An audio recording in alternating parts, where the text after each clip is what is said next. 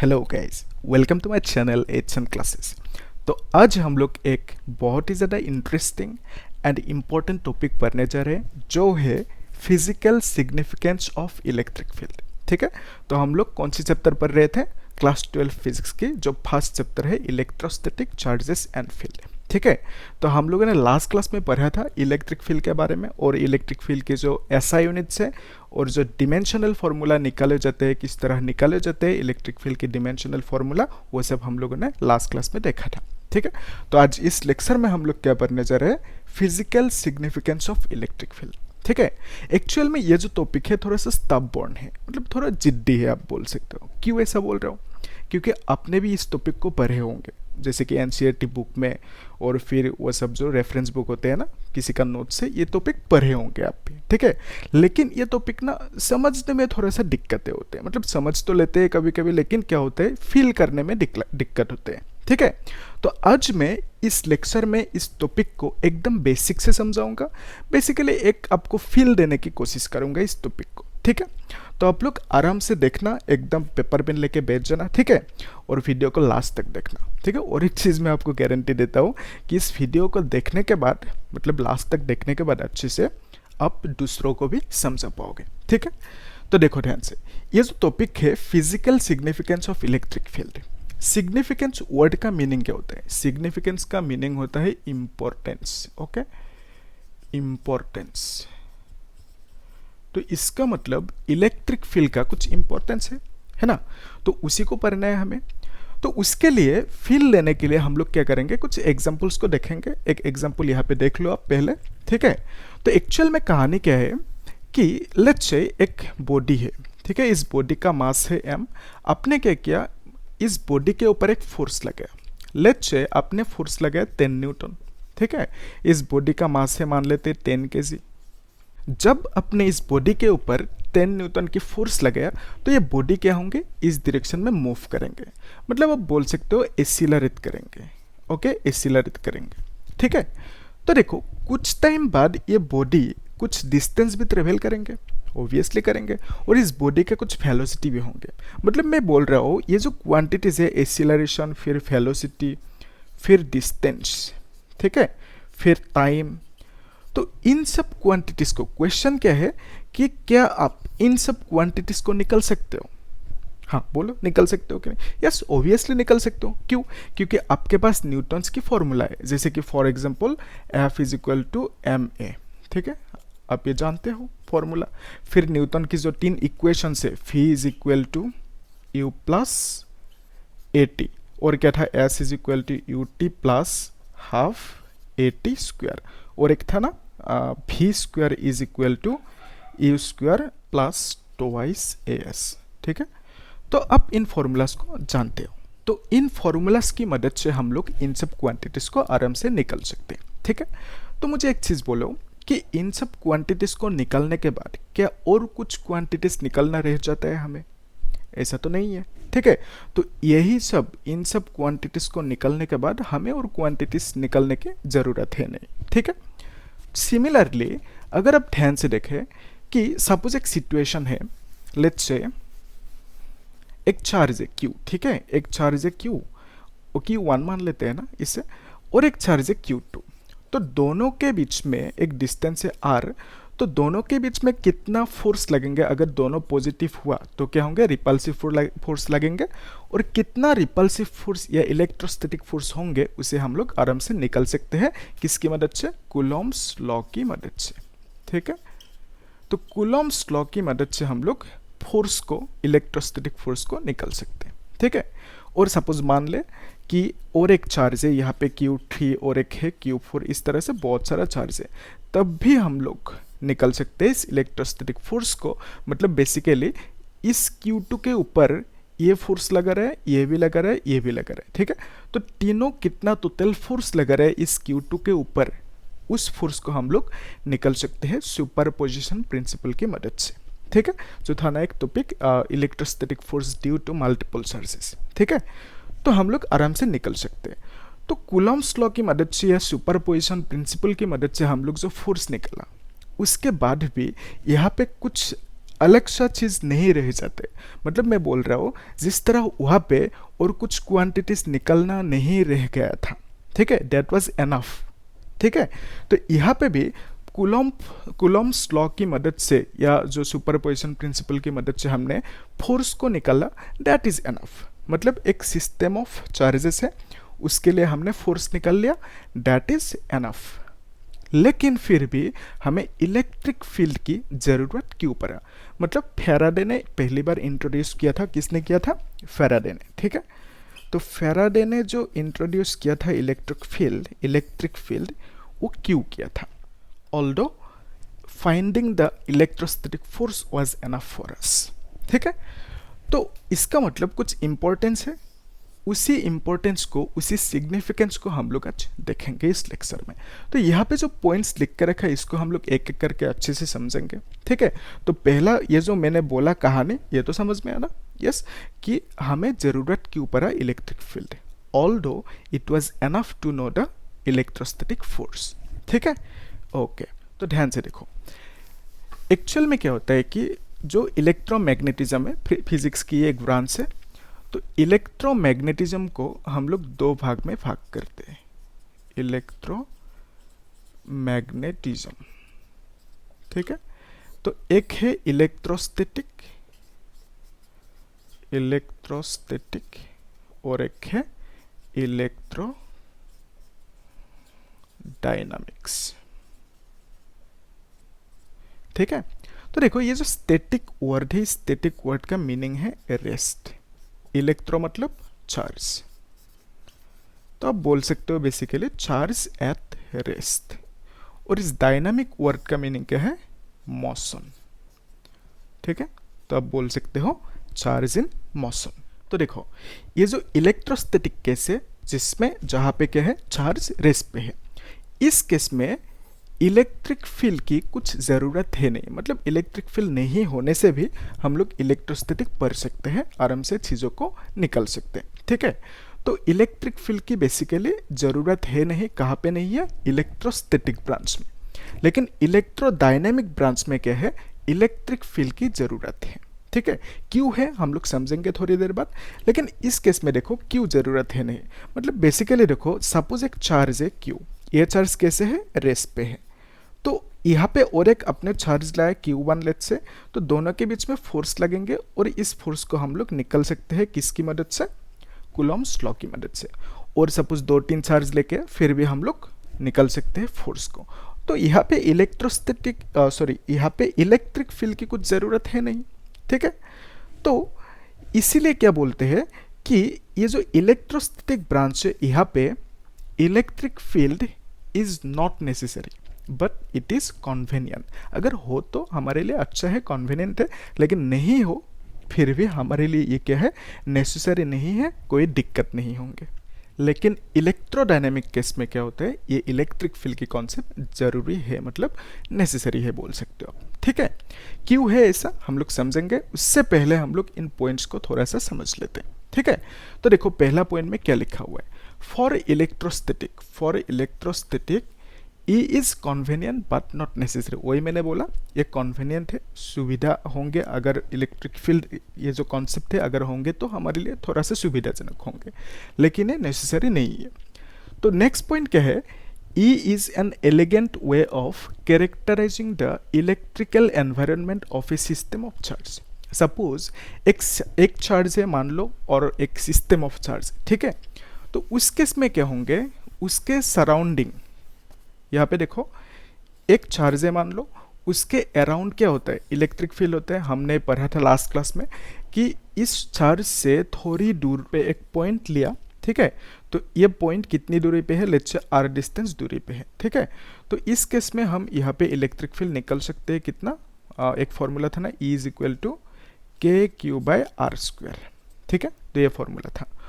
और इस केस में ये जो हमने फॉर्मूले की मदद से यहाँ पे इलेक्ट्रिक फील्ड निकाला, तो इसका मतलब यहाँ पे हर जगह पे क्या होंगे?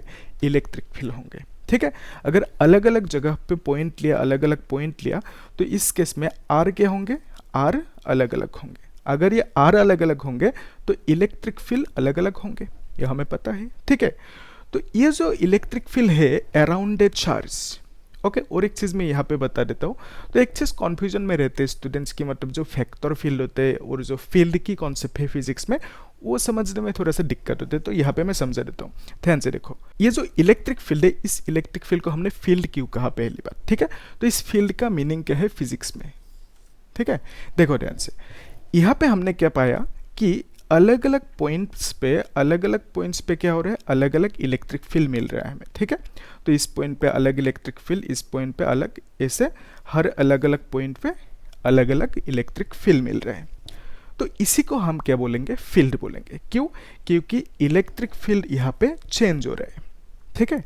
जब अपने पॉइंट को चेंज किया तब इलेक्ट्रिक फील्ड क्या हुआ, चेंज हुआ, ठीक है। तो इसीलिए हम क्या बोले, इसे इलेक्ट्रिक फील्ड बोला, मतलब फील्ड नाम दिया। तो फिजिक्स में फील्ड की कॉन्सेप्ट, फील्ड जो वर्ड है, इसका मीनिंग क्या है कि अलग अलग पॉइंट पे अलग अलग उसका वैल्यू होंगे। जैसे फोर्स फील्ड होता है, ठीक है। फोर्स फील्ड मतलब क्या, अलग अलग पॉइंट पे अलग अलग फोर्स होंगे, ठीक है, इसीलिए फोर्स फील्ड बोला, ठीक है। तो जब भी कोई चीज़ डिपेंड करते हैं डिस्टेंस पे, या तो ये जो लेंथ है, या तो पोजीशन बोल सकते हो आप, पोजीशन पे डिपेंड करते हैं, उसको हम क्या नाम देंगे, फील्ड देंगे, ठीक है। और एक चीज़, एक फॉर्मूला था ना कि E is equal to F by Q, तो ये फॉर्मूला था। तो इस फॉर्मूला में आप देख पा रहे हो, इलेक्ट्रिक फील्ड को हमने F लिखा, F डिवाइडेड बाई Q लिखा। तो F एक फैक्टर क्वांटिटी है, तो इलेक्ट्रिक फील्ड भी एक फैक्टर क्वांटिटी है। तो E तो एक फील्ड है, क्योंकि F फैक्टर है और E फैक्टर हो गया, इसीलिए तो इस E को हम बोल सकते हैं फैक्टर फील्ड, ठीक है। तो दो बात, एक क्या हुआ कि इलेक्ट्रिक फील्ड को हमने फील्ड क्यों बोला, क्योंकि ये जो इलेक्ट्रिक फील्ड है ये चेंज हो रहा है विथ रेस्पेक्ट टू पोजीशन। जब पोजीशन को अपने चेंज किया तब इलेक्ट्रिक फील्ड क्या हुआ, चेंज हुआ, ठीक है। आया समझ में? हाँ बोलो, यस। तो और एक चीज़ क्या कि इलेक्ट्रिक फील्ड क्योंकि एक फैक्टर क्वांटिटी है, तो हम इलेक्ट्रिक फील्ड को एक फैक्टर फील्ड भी बोल सकते हैं, ठीक है। तो क्या बोलेंगे हम इलेक्ट्रिक फील्ड को, फैक्टर फील्ड, ओके।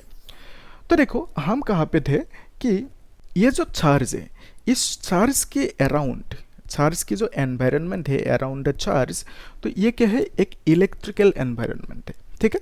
तो इसे इलेक्ट्रिकल एनवायरनमेंट को समझाने के लिए, कैरेक्टराइज करने के लिए इलेक्ट्रिक फील्ड का यूज़ किया जाता है। तो इसलिए यहाँ पे क्या लिखा, electric field is an elegant way of characterising the electrical environment, ठीक है, ओके।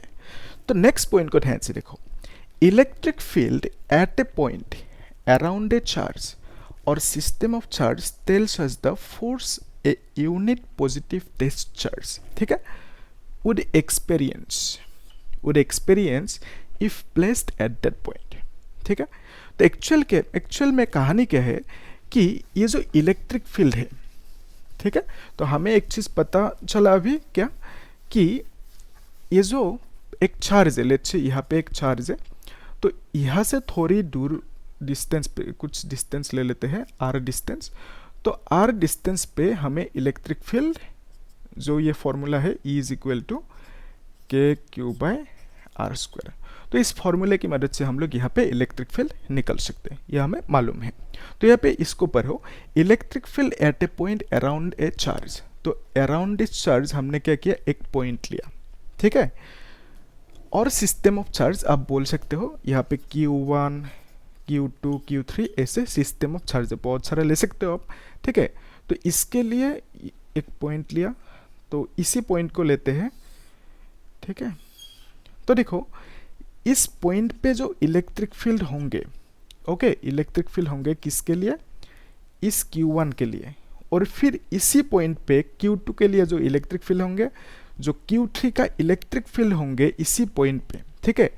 वो इलेक्ट्रिक फील्ड मतलब जो total electric field at this point due to this charges, ठीक है। तो उसी को हम निकल सकते हैं बाय सुपरपोजिशन प्रिंसिपल। क्या था, E is equal to E1 plus E2 plus E3, और अगर चार्जेस होंगे तो डॉट डॉट लिख देते हैं, ठीक है,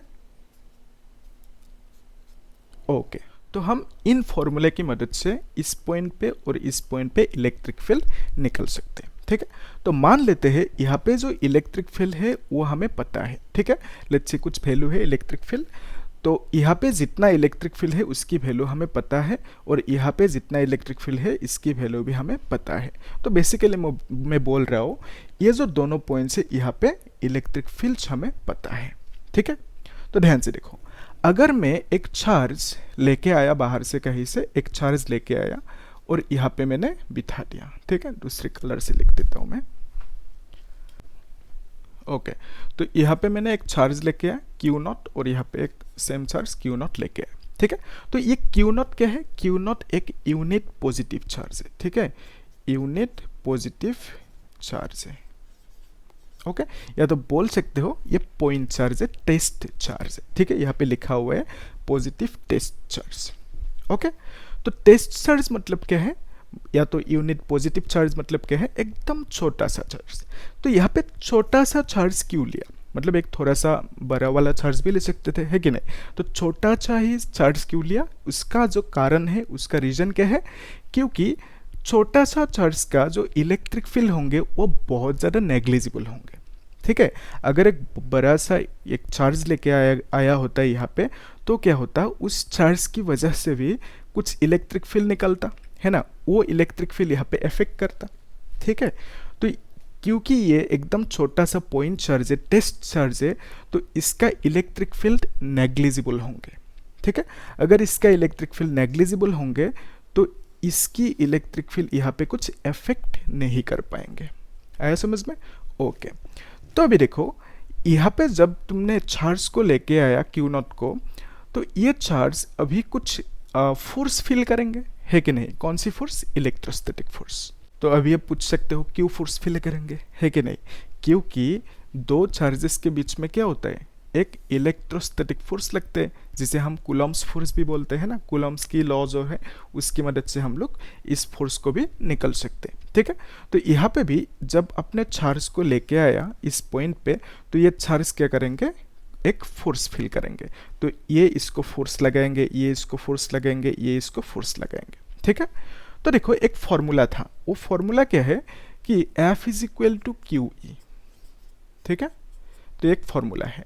तो मैंने क्या बोला था? कंडीशन लिया था कि ये इलेक्ट्रिक फील्ड कितना है इस पॉइंट पे हमें सपोज पता है, ठीक है। ये हमने एज्यूम किया था।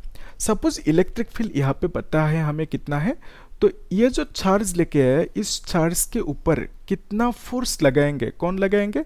ये चार्ज लगाएंगे, ठीक है।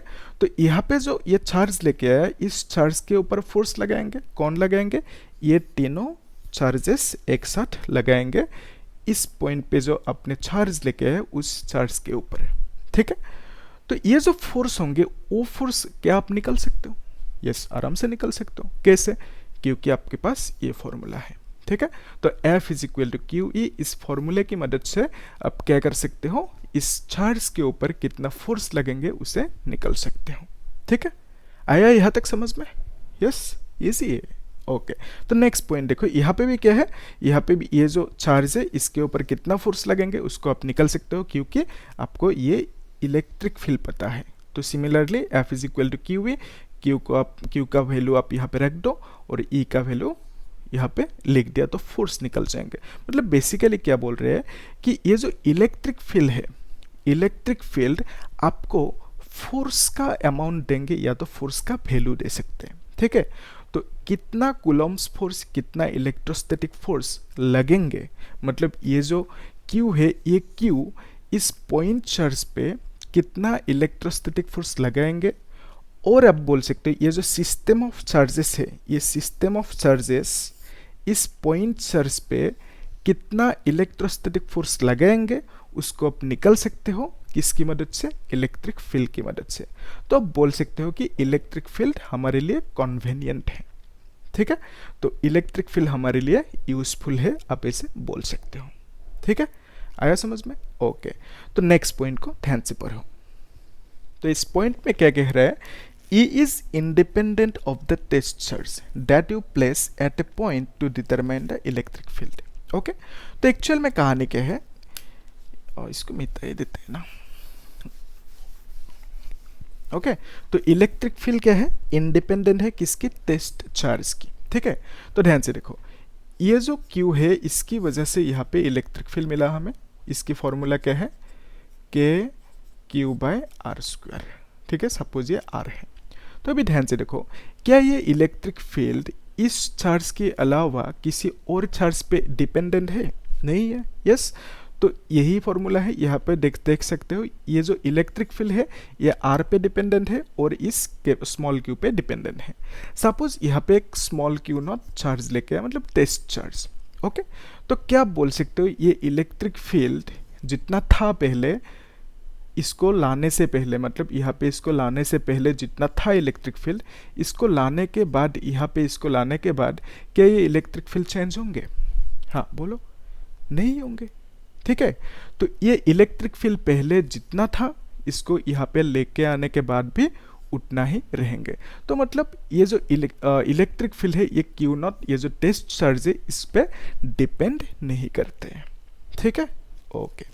तो ये जो लास्ट पॉइंट है, ये लास्ट पॉइंट बहुत ही ज़्यादा इंटरेस्टिंग है, मतलब यहाँ पे सारा का सारा खेल छुपा हुआ है। ठीक है, तो ध्यान से पढ़ो इसको। हाँ, तो ये पॉइंट क्या कह रहा है, the true physical significance of electric field emerges only when we go beyond electrostatic. तो इलेक्ट्रोस्टैटिक का मीनिंग क्या था? सपोज एक चार्ज है जो रेस्ट पे है, ठीक है, उसको हम क्या बोलते हैं? इलेक्ट्रोस्टैटिक। तो अगर एक चार्ज मोशन में है तो इसका मतलब वो इलेक्ट्रोडायनेमिक्स है। तो अगर बियॉन्ड इलेक्ट्रोस्टैटिक हम जाए तो उस केस में इलेक्ट्रिक फील्ड की जो इम्पोर्टेंस है, जो सिग्निफिकेंस है, वो बहुत ज़्यादा है। ठीक है, जो यहाँ पे लिखा गया ना, ट्रू फिजिकल सिग्निफिकेंस। ठीक है, तो उसको समझते हैं। ध्यान से देखना एक चीज़, यहाँ पे लेट्स से मैंने एक डायग्राम एक ऐसे कर देते हैं, Q2। तो ये दोनों के हैं चार्जेस है और दोनों के बीच में एक डिस्टेंस है R। ओके, तो क्या इन दोनों के बीच में जो फोर्स होंगे इसको निकल पाओगे? आराम से निकल पाओगे। कैसे? F = K Q1 Q2/R², Coulomb's law हमें आता है। ठीक है, तो अभी देखो, ये जो फोर्स है, सपोज Q1 की कुछ वैल्यू है, Q2 की कुछ वैल्यू है, मान लेते हैं ना। तो यहाँ पे K की तो वैल्यू हमें पता है 9 × 10⁹। तो लेट्स से ये जो डिस्टेंस है दोनों के बीच में कुछ है, मतलब। ठीक है, तो इन सब वैल्यूज़ को बिठाने के बाद आपको एक फोर्स का जो रिजल्ट होता है, आंसर रहते हैं, वो मिल जाते हैं। कितना? फॉर एग्जांपल मान लेते हैं 10। ठीक है, 10 न्यूटन। ओके, यहाँ पे दोनों के बीच में डिस्टेंस इतना सा था, R है। तो उस केस में क्या हुआ, ये जो फोर्स है, इस फोर्स की वैल्यू कितना है? 10 न्यूटन। ऐसे हमने एज्यूम कर ली। ओके, तो मुझे एक चीज़ बोलना, अगर हम इस R की वैल्यू को इंक्रीज करें तो क्या इस फोर्स की वैल्यू इंक्रीज होंगे? हाँ बोलो, नहीं होंगे। क्या होंगे?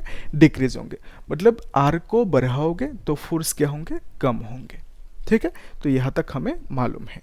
तो देखो ध्यान से, सपोज मैंने इस Q1 को मूव किया, यहाँ से यहाँ तक मूव किया Q1। ठीक है, तो इतना सा डिस्टेंस मैंने ऐसे मूव किया। अभी ध्यान से देखो, मूव करना मतलब क्या हुआ? एक्सीलरेशन किया कि नहीं? एक्सीलरेशन किया। तो ध्यान से देखो, जब पहले यहाँ पे था Q1 तो उस केस में दोनों के बीच में फोर्स था 10 न्यूटन। यस, जब मूव किया तो इस केस में सपोज ये जो डिस्टेंस है इसको हमने dr बोल दिया, छोटा सा डिस्टेंस dr। तो जब मूव किया उस केस में क्या होंगे? अभी फोर्स, इसका फोर्स कम हो जाएंगे। ठीक है, तो लेट्स से अभी इस केस में फोर्स कितना हुआ, मान लेते, ऐसे ही मान लेते है ना, तो 5 न्यूटन। ठीक है, तो ध्यान से देखना एक चीज, जब मूव किया, मूव करते ही इस Q1 को पता चला कि Q1 मूव हो रहा है, तो Q1 एज ए रेस्पॉन्स क्या करेंगे? Q1 रेस्पॉन्ड कैसे करेंगे? इस फोर्स को कम करेंगे। मतलब जब यहाँ पे इस केस में दोनों के बीच में फोर्स था 10 न्यूटन, तो जब इंक्रीज किया डिस्टेंस को, फोर्स को क्या होना होगा? कम होना होगा। यस, तो फोर्स कम होंगे। तो अगर फोर्स कम होंगे, इस फोर्स को कम करेंगे कौन? आया समझ में? तो यही दो चार्जेस इस फोर्स को कम करेंगे। ठीक है, तो अभी ध्यान से देखो, इसको जब यहाँ पे उठा के लेके आया तो इसको पता चला कि ये मूव हो रहा है कि नहीं? तो ये तुरंत क्या कर देंगे? ये फोर्स को कम कर देंगे, क्योंकि इसको पता चला है कि नहीं?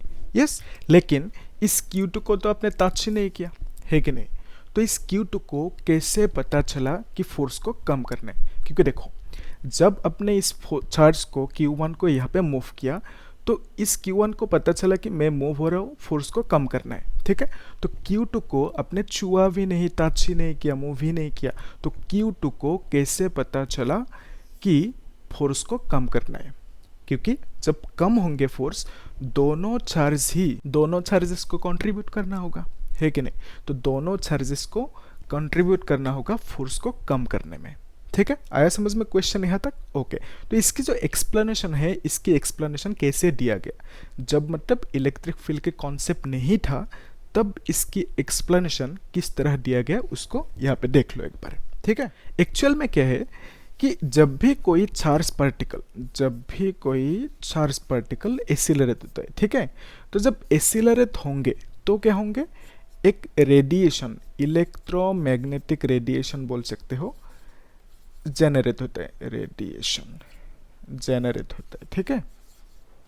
तो ये जो इलेक्ट्रोमैग्नेटिक, बेसिकली आप बोल सकते हो लाइट जेनरेट होते हैं। तो इस इलेक्ट्रोमैग्नेटिक रेडिएशन की जो स्पीड होंगे स्पीड ऑफ लाइट, ठीक है। तो इसकी स्पीड है स्पीड ऑफ लाइट। तो कोई भी चीज लाइट की स्पीड से ज्यादा ट्रेवल नहीं कर सकता, ठीक है। तो जब भी कोई इलेक्ट्रिक चार्जेस क्या होते हैं, एसिलरेट होते हैं, तब क्या होता है? इलेक्ट्रोमैग्नेटिक रेडिएशन जेनरेट होता है, और उसकी जो स्पीड होंगे वो कितने होंगे? स्पीड ऑफ लाइट की बराबर होंगे, ठीक है। तो अभी जो एक्सप्लेनेशन दिया गया उसको समझने के लिए एक छोटा सा एग्जांपल को देख लो, ठीक है। एक सपोज पॉन्ड है या स्विमिंग पूल मान सकते हो, ठीक है। तो यहाँ पे पानी है, ओके। इस स्विमिंग पूल के अंदर पानी है। तो यहाँ पे एक पत्थर रखा है, ये सब क्या है? पानी है, ठीक है। तो यहाँ पे कुछ पत्थर नहीं है, प्लास्टिक बॉल समझ लो, ठीक है। एक पतला सा प्लास्टिक बॉल है जो तैरता हुआ है यहाँ पे, मतलब फ्लोट कर रहे हैं, ठीक है। तो अभी देखो, आपने यहाँ पे क्या किया? एक पत्थर को ड्रॉप किया, ठीक है, एक पत्थर को फेंक दिया।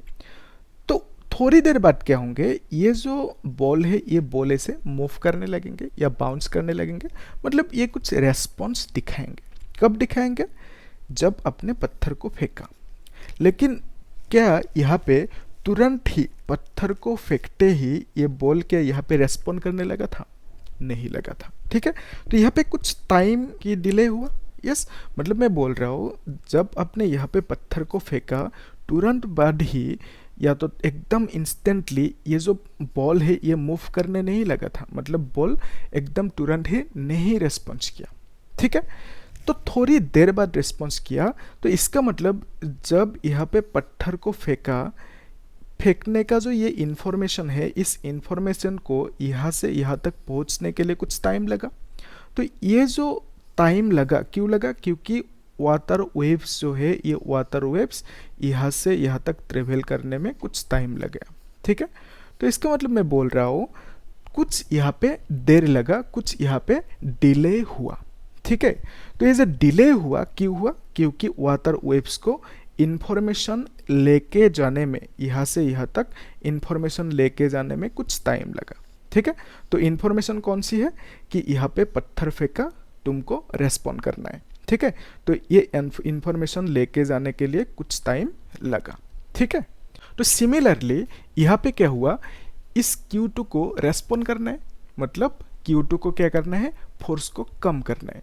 तो यहाँ पे जो Q1 की मूवमेंट हुआ, उसकी जो इंफॉर्मेशन है, उसकी इंफॉर्मेशन को Q2 को देगा कौन? दैट इज द क्वेश्चन, ठीक है। तो एक्सप्लेनेशन में क्या बोला गया? इसको जो इंफॉर्मेशन देंगे कि Q1 मूव हुआ, आपको फोर्स को क्या करना है? कम करना है। तो इस इंफॉर्मेशन को कौन देगा?